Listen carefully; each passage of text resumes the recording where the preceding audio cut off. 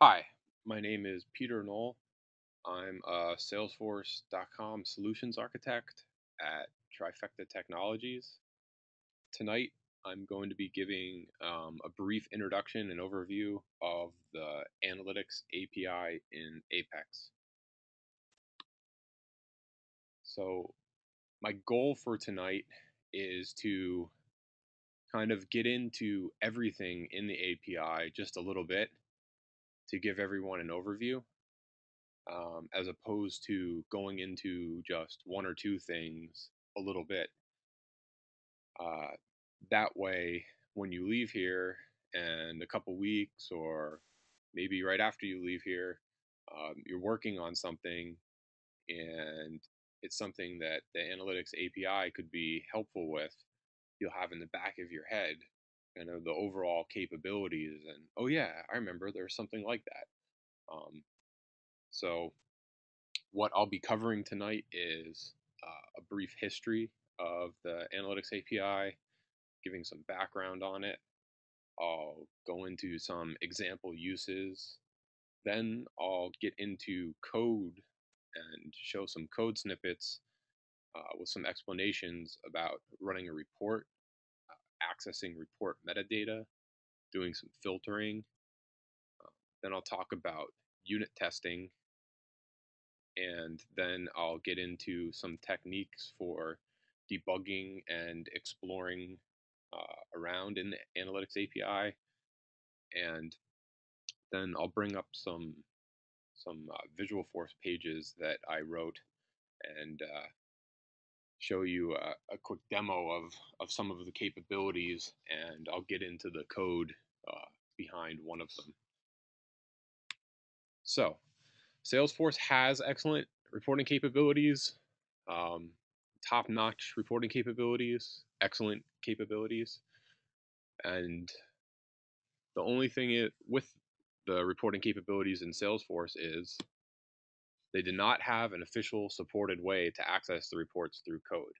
So, if you had some requirements or had something that you wanted to do that uh, would require you to get at a report to try to include report data or include a report in a Visualforce page that you were constructing, you would look to the documentation to try to find something, and there wouldn't be anything. So naturally, what you would do is go out to your favorite neighborhood search engine and type in something like Apex Analytics or Apex Report or getting at reports in Apex or something along those lines. You come back with something like screen scraping. Well, that's no good. It's questionable, or not sure how that relates to licensing in Salesforce, or if it's a violation, or what. But just from any sort of implementation standpoint, screen scraping is no good. Your code is very fragile, will break the second any sort of markup is changed. Um, it's not supported. It's not an API that's published, so no good. Another thing you might come across is something like an iframe. Well, including a report in an iframe isn't that good. The report page is not meant for that. It doesn't look good in an iframe. There's no mobile support or anything like that. So, in Winter 14, the REST-based Analytics API was released. That requires an OAuth session, and it deals in JSON. So when you make a request to one of the REST resources, you get a JSON response, and you can post JSON request body for some of the resources, like running a report with filters or something along those lines. And you can use that in your Visualforce pages with something like the Force TK um, library or something along those lines. And when that was released, it was noted that there would be something upcoming in Apex. So in Spring 14, the Apex-based API was released, or is being released or will be released very shortly, depending on what instance you're working on. It has the same functionality as the REST-based API, except it's in Apex. So what can be done with it? You can easily use charting libraries such as D3, Google Charts, or any of the client-side charting libraries. And the nice thing about having your logic in your controller or in classes used by your controller is that you can really have that MVC pattern, and you can swap out or have different simultaneous views of the same report data. So this is just a screenshot of something that I implemented, which was an opportunity bubble chart. So it shows opportunities, information about opportunities in the organization. It has 4 dimensions on the report.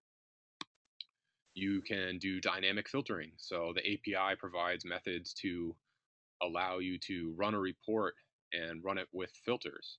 So you could have something on your page that displays a chart or that displays some sort of report information, and you could give your end users some inputs that they could fill out before they hit a button to run the report or to update their page or something like that. And it could dynamically add that into the report run to give them back a subset of the data. You could have logic in your controller or in classes used by your controller that use business rules based on whatever you've defined and don't even interact with the user, but depending on who the user is or aspects about the user, dates, or anything like that could dynamically add filters. So what else can be done? A big thing is that it reduces maintenance. So in the scenario where you have to duplicate reports on a custom page or duplicate report information on a custom page, the safe way to do it was to recreate the report by implementing your own sockle to query the same objects back and getting that same information back and then displaying it on your page.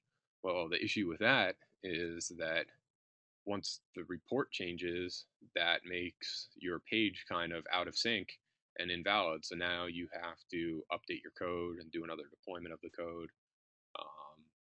And likewise, if you change something in your page and you don't change the report, it gets out of sync. So by pulling from the report itself to get the information to display on the page, you eliminate that problem altogether. It's very nice. You can create dynamic dashboards. So if you go out to the idea exchange, there are some ideas around dashboards that are pretty popular. Salesforce dashboards are great, don't get me wrong. Some of the ideas are like allowing for more than 3 columns in a dashboard. So with the report API, you can get the report data just like dashboards get report data, but you could create your own dynamic dashboards. You might use something like a Google chart or something along those lines to display your widgets, but you could have any number of columns. So it's very new, so there's much more to come. This is just the beginning. So getting into the API, the REST and Apex APIs have the same functionality. You can run reports synchronously and asynchronously. You can get report metadata, so data about the report or data about the data in the report. You can get report result data, so after you run the report, you can get the results of the execution.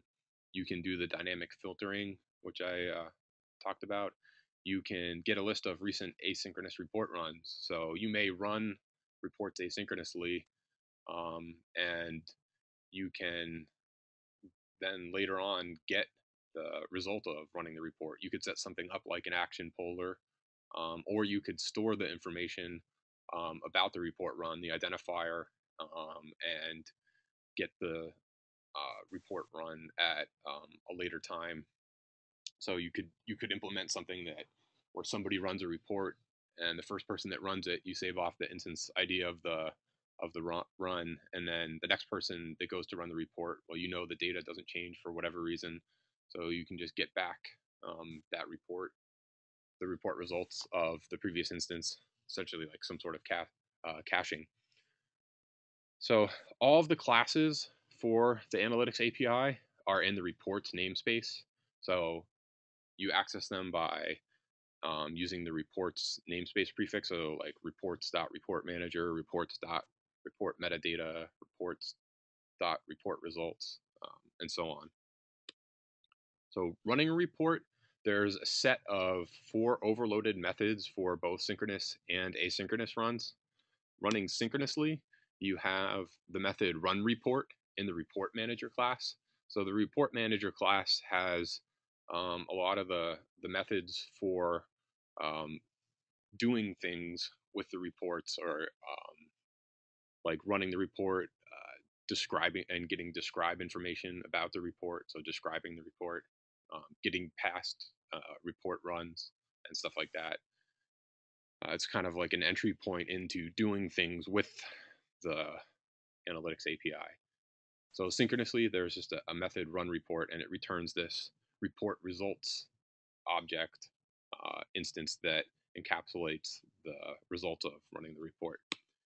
Asynchronously, there's a method run async report, and it returns this report instance. And the report instance has information about the asynchronous run, like status and stuff like that. And at some point later on, after it's finished, you can get the report results, which is the same object as the run report synchronous method returns immediately. So there are 4 overloaded run report methods, or run async report methods. They're the exact same for synchronous or asynchronous. It's just that the asynchronous has the async in the names of the method. So there's a method that takes just the report ID that returns just summary level information. So for example, if you had a report that grouped by an opportunity report that grouped by stage name and then probability, it would return results for the stage value, or the stage aggregations, and it would return values for the probability aggregations, but it wouldn't return any information about the individual opportunities that are under the various groupings. So to do that, there is a method that takes a Boolean include details. Now that will include the individual rows of the report, the individual. So in a report that groups by opportunity, stage name, and then probability, it would return all of the summary level information, but additionally, it would return all of the individual rows as well. Then there's a method that takes a report metadata argument. So the report metadata argument has or it contains an object for filtering. So this is how you do the dynamic filtering. You get the report filter of the metadata, and you can set up various filters on it, and then you call the run report method and pass in the report metadata. And likewise, it has the include details argument version.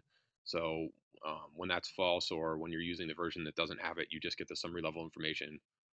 But when you use the version that does have the include details and you set that to true, you get all the details as well.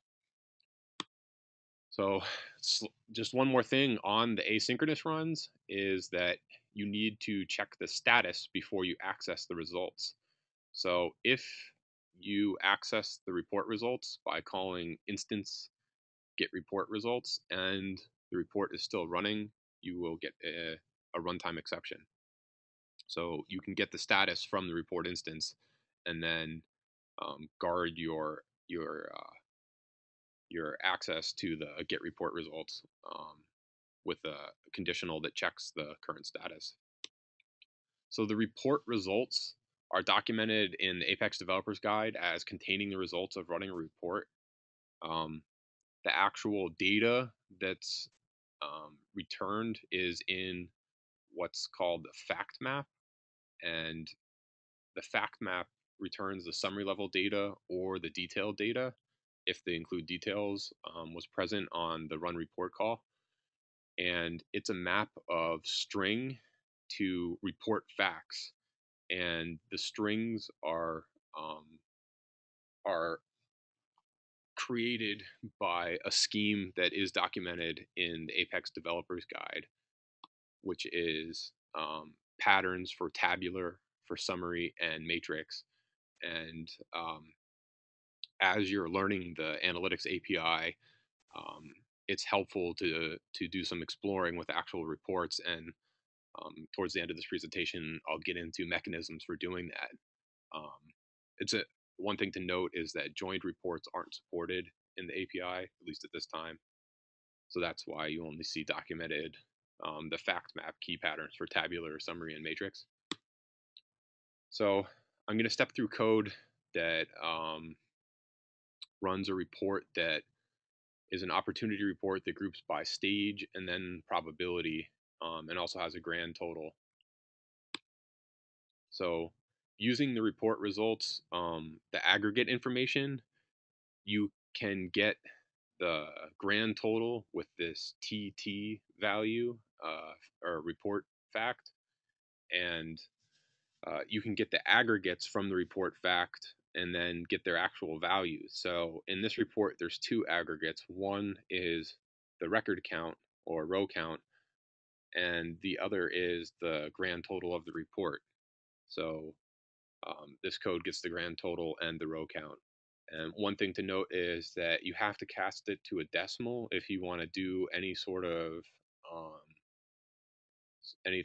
computations with the results. The get value method returns an object. So getting report results or running a report that has details in it, you specify true for the include details, and you get back a fact map that maps these fact keys to report fact with details objects. So the report fact with details is a subclass of the report fact. And what the report fact with details gives you is this get rows method, which gets the individual rows. So the code on here gets the rows, and then it gets the 0th row, and it gets the 0th cell in the 0th row, which is the $114,048. So there is a whole section on decoding the fact map in the Apex Developers Guide, with screenshots and blowouts that really get into all of the details and different examples with tabular, with summary, and with matrix reports. So I highly recommend getting into that if you're going to be doing anything with the analytics API and getting a good understanding of how the fact map works. So there are three types of metadata. There's the report metadata, there's the report extended metadata, and then there's the report type metadata. So I'll go over which or what each one is, and then step through some code on that involves each one. So the report metadata is defined as giving information about the report as a whole, such as the report type, format, summary fields, row or column groupings, and filters that are saved to the report. So I see the report metadata kind of having attributes that are in two different groupings. One is just the simple attributes like the ID, report format, name, stuff like that. And then the other is the complex collections. So those are lists of things or collections, such as report filters, aggregates, groupings down, groupings across, and then the detail columns, which the detail columns return the API names of the detail columns in the report. So accessing the report metadata, the way that you do that is you call the describe report method in the report manager, and pass in the report ID. And then that returns a report describe result, which has a method to get the report metadata. And then you can access everything inside of the report metadata. Or if you call the run report method with or without the report metadata argument, the report results contain the report metadata for that specific run, and you can call the get report metadata on the report results. So if you do your own custom filtering and you run a report, get the results, and then call the get report metadata, that report metadata would have your custom filters that you added dynamically at runtime. So that specific report data metadata would be different than the report metadata returned by the described report, because it would have your additional custom filters. So some example uses here are getting the ID and then getting the API names of the columns in the report. So the API names kind of tie things together in the analytics API between the different metadata objects and between some of the results. So there might be maps of API names to certain objects or lists of objects. And then certain objects will have a field called name where the value is the API name. So the report extended metadata provides additional detailed metadata about summary and grouping fields, including data type and label information. So there is a get aggregate column info, there is a get detail column info, and there is a get grouping column info. And that returns the API name, label, data, and data type of all of these things. And additionally, the get grouping column info will return the level of grouping. So we get a report that groups by stage name and then probability for opportunities. If you were to get the grouping of the stage name, it would be the 0th grouping, and then the grouping of the probability, the grouping level would be have a value of 1. So to access the report extended metadata, it's accessed the exact same way as the report metadata through this describe report call.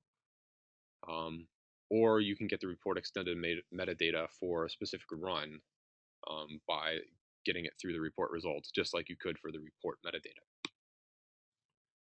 So this is what I was talking about, where you could get the grouping level for the stage in a report that groups by stage and then probability, and see that it would be equal to 0. So note here that I'm passing in this stage underscore name. That is the API name of the stage for this report. And I just have it hard coded here, but there are methods in the analytics API to get those names dynamically. So if you were building something more generic, you don't actually have to hard code in the API names anywhere. You can get them dynamically. So the report type metadata contains information about the fields available in each section of the report type, plus some information about those fields. There is a single method in that class called get categories, and that returns this list of report type column categories. So the report type column category corresponds to what you would see in the report builder on the left-hand side of the screen is the folders with fields underneath them that can be dragged onto the page as columns. So each one of those folders is this report type column category, and that object contains some information about the report type column category, and then it contains a list, or it might be a map, I forget, of the individual columns underneath it that are available, and then that collection has information about each one of those individual fields, including some collections underneath there. So there's some levels of nesting going on there. That's where some of the techniques that I'll go over at the end for exploring the analytics API are kind of helpful in getting up to speed and understanding where the data is that you need to get at. So to access the report type metadata, you call the describe report method, and then you can just get back this report type metadata object. It's not part of the reports.report results like the report metadata and report extended metadata are. So here is an example that gets the 0th category, which is this opportunity information, and you can get the label for it, and then you can get the columns, and you can get individual columns from the columns, and in this code example, it gets the filterable attribute of a column in the columns map. So before I said I wasn't sure if it was a list or a map. It's definitely a map. Here we're getting using the amount key, and I have the amount hard coded here, and that's the API name. And again, there are generic ways to get at the API name of a column through the analytics API. So if you were implementing something more generic and you needed it to be robust, you wouldn't have to go and hard code anything. So that brings us to filtering. The columns that are used in a custom filter, in a report filter, must be filterable. So that method on the previous slide that calls the get filterable method from the report type data, that can be used to ensure that your column is filterable in the custom filter that you're using. And you must only use allowed filter operators per data type. So there is a map of data type to list of filter operators. And if you use a column that is not filterable in a filter, or if you use a filter operator that is not valid, you will get a runtime exception. So for example, if you used on a pick list or a multi-select pick list some operator that isn't valid with it, it's perfectly legal to do that in the code. Your code will compile because it's just dealing with strings. However, when it is executed, you will get a runtime exception. You can override existing filters by getting and setting values. So the examples in the Apex Developers Guide for custom filtering actually show overriding the filters. You can add additional filters. And when you run the report, you want to use the overloaded version that takes the report metadata argument.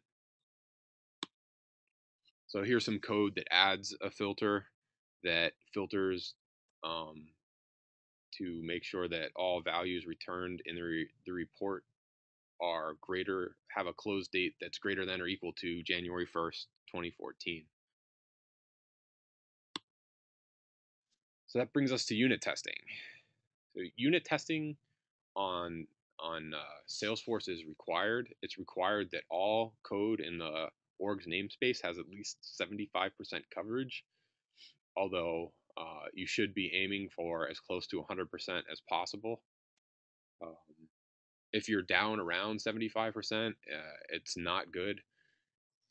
If you have some sort of emergency deployment in the middle of the night that you just want to get out and you don't want to spend the extra hour or the extra time it takes to write the unit tests, and you have 75% coverage, you write additional code, all of a sudden you're below 75%, you can't do your emergency deployment. Additionally, there's a lot going on in Salesforce with a mix between declarative and programmatic changes that can be made. So a lot of times declarative changes can be made that will break your code. So the more code coverage that you have, the more likely it is that you'll find out when your code is breaking. Additionally, it's not that you just want high code coverage numbers. You want to have code coverage on different scenarios. So you might have edge cases or positive testing versus negative testing. It's generally good to try to do all of that stuff. So when unit tests are written in Salesforce, you have to insert the data that you're going to use. So by default, unit tests do not have access to org data. So if you had a unit test that selected records out of the account object, and in your unit test you don't do any sort of data setup to insert those accounts, then you will not get back any results. So there is an annotation called see all data that you can put on your unit test methods. And if you set that to true, then you do have access to the org data. However, that's generally not considered a good practice. And by default, if you don't use the see all data annotation, you don't have access. So by default, it's false. But it's important to note that in the analytics API, when the API calls are made, so like the report manager run report, it ignores that and it includes org data in the results. So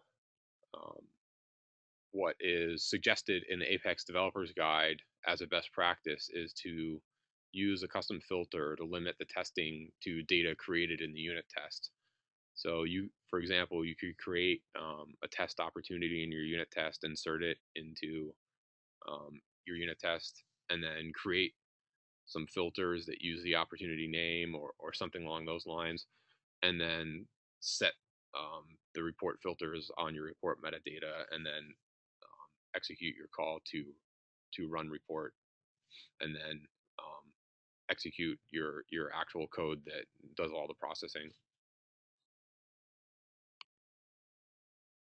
So as you're trying to learn the analytics API, or if you're debugging something, um, or as you're constructing a page, it's useful to be able to debug and get information about the various objects. As you could see by everything that's been covered so far, there are lots of objects or lots of classes involved. It can be useful to see an entire object, so the entire report results, for instance, or the entire metadata or something like that. Um, it's helpful to be able to determine the API names of the columns.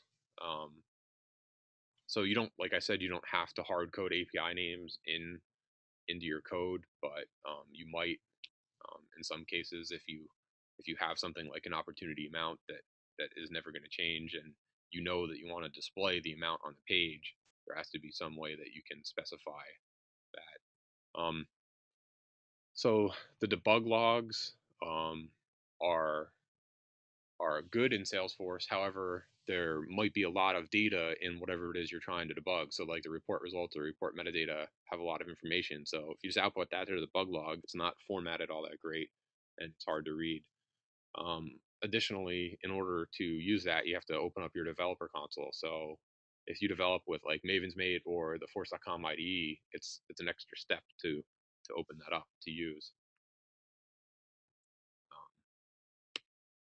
So one of the techniques that you can use is debugging with JSON. So Apex has a method JSON.serializePretty that will take any object and generate a pretty printed JSON string.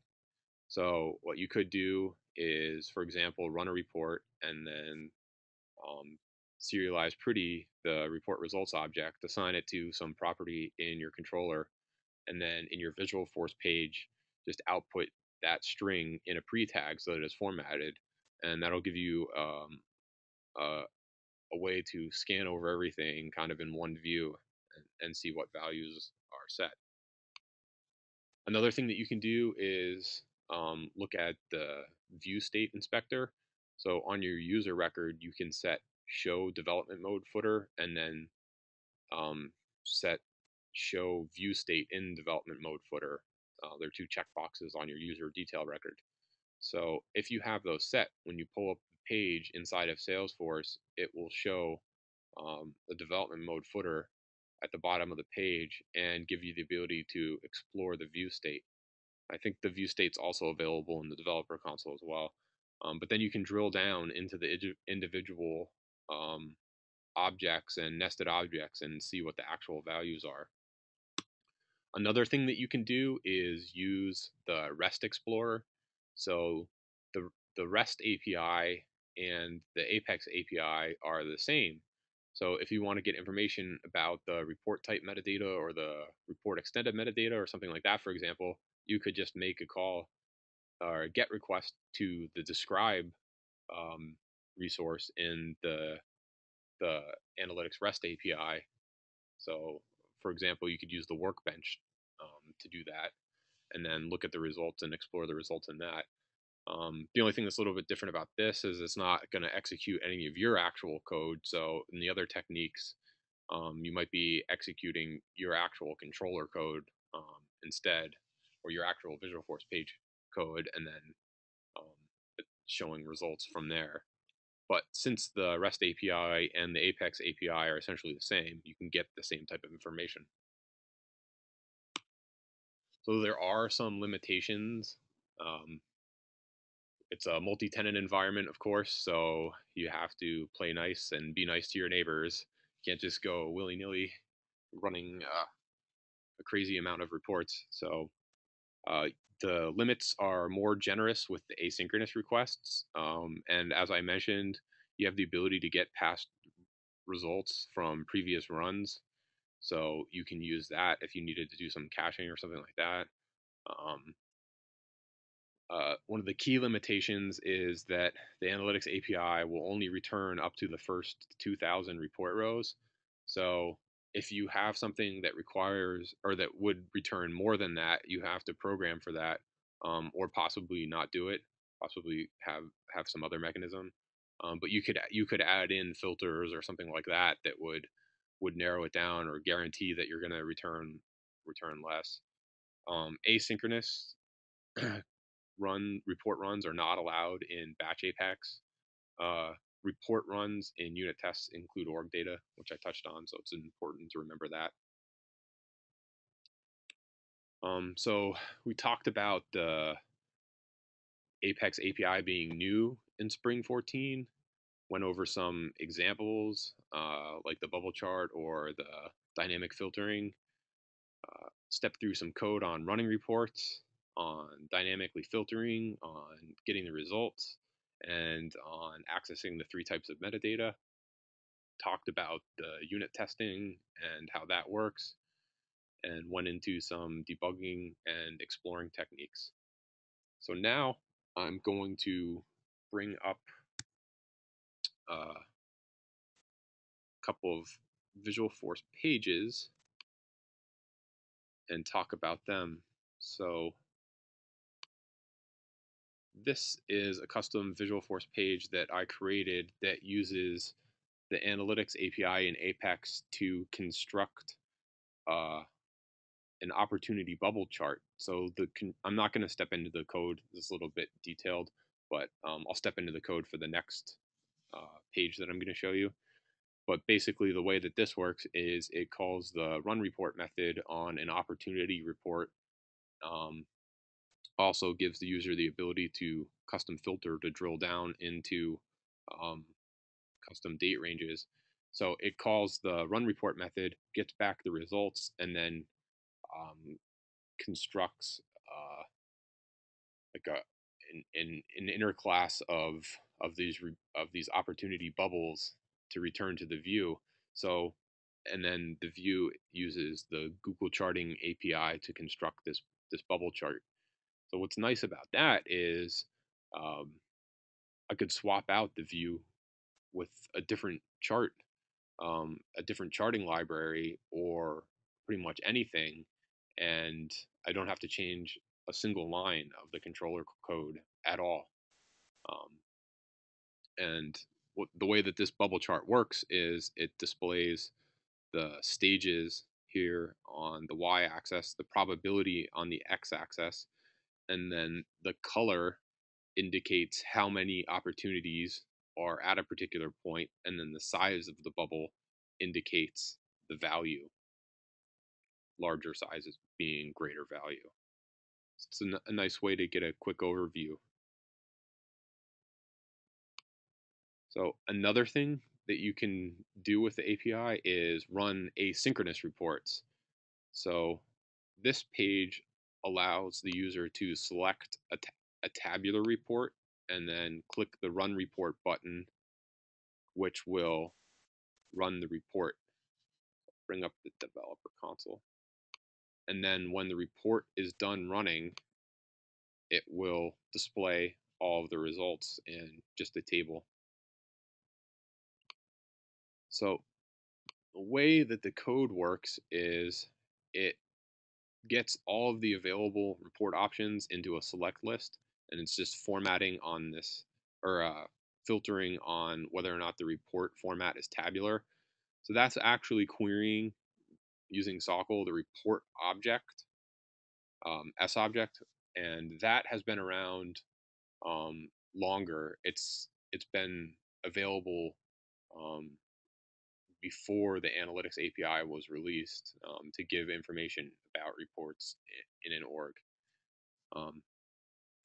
So after the user selects the Run Report button, this method Run Report is called. It calls the Run Async Report method with the true for the include details because we want to get back the individual rows of the report. It gets back the instance ID from the report and then immediately tries to process it.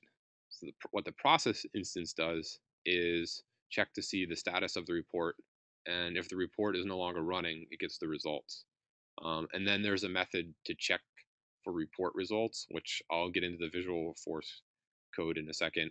This check for report results is called from that Visualforce code in an action puller. And all that it does is get the report instance. So this is where you can get past instances of a report if you want to. And then it just tries to process it. Again, if the report is no longer running, it gets the results. And then there's just a method to get back the report results for the page. So the Visualforce code itself, there's an action puller that is enabled while the report is still running. And then what I want to highlight down here is actually outputting some of the information. And this is the header information. And this is where I was talking about how the API names kind of tie things together from the different areas or the different objects in the Analytics API. So this is the report metadata object and the report extended metadata object. And it's iterating over the detail columns in the report metadata, which return or which contain API names. That's what this call name variable is of the columns in the report. And then they're used as a key in the detail column info map to get back the label, which is outputted as the header. Then the individual rows in the fact map are iterated over, and here we just have this one grand total summary level because it's a tabular report, so there is just one grouping level, which is the whole report, and then the individual cells are just iterated over of a row and outputted to the screen. So that's pretty straightforward code for running a report asynchronously, not too bad. And if the report changes, this code will still work. And for example, if a user goes in and adds another column to the report, that will show up on the page. Let me exit out of here.